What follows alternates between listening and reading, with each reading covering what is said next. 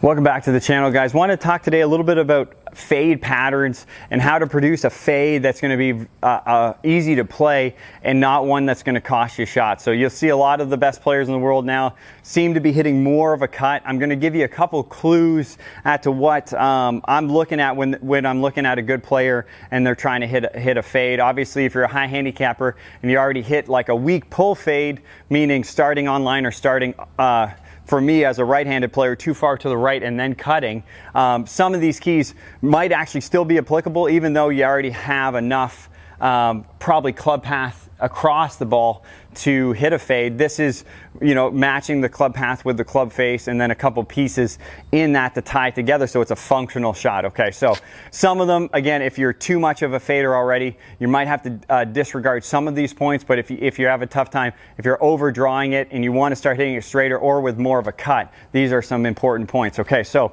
when I'm in there, obviously if I go set up first, right, what's easy? Setup first is I can shift my baseline slightly open, right? So I'm gonna drop my lead foot back. I'm gonna have my hips a little more open, my chest a little bit more open. Okay, so that's step one of an easy way to shift to more of a fade pattern, right? So if you still have a tough time getting the ball to start on your line, then you're gonna be we're looking more at the face. Okay, so for the fade, if we're holding it off too much trying to hit a fade, sometimes what happens is the face will end up being slightly open at impact. So then you'll be open with the stance and you'll go to fade it and you hold it off. And then it ends up push fading, missing the green to the right. So that one was 2 to the left path or 1.6 to the left path with a 4 open face, which is not going to be a functional fade, right? So that ball is going to end up missing the green to the right, you know, sort of that probably shortened to the right because it's going to be a weak push fade.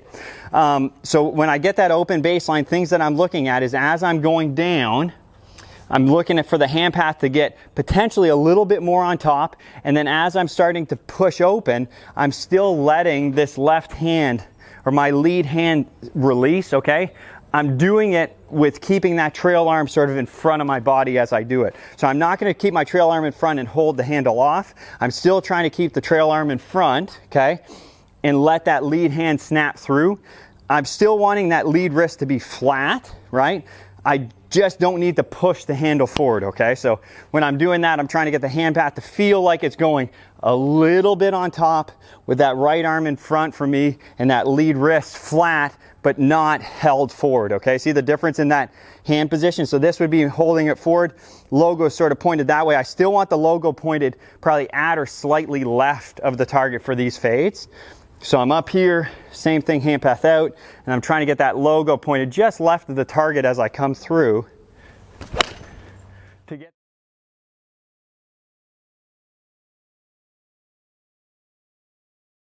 that ball to start. That started right on line and then sort of cut off of there. So that was 4 to the left, so ample left path. That face is going to be probably around, so 1 open, okay? So, and this is actually a really common thing. It's trusting that you can have the face slightly closed at impact and it's still cut back, okay? Most people, when they're trying to hit a fade, they end up with the face a little bit too open. That was 1 degree open. I'd like to see it 1 degree closed to hit the fade I'm looking for, so same thing. So I'm going back, good takeaway. Try not to have the hands work too far behind because that's going to be a little harder to get them in front. So they're in front, and as I'm opening up, I'm letting my lower body get open and I'm trying to get that logo to point just left of the target as I'm going through with letting the club still swing.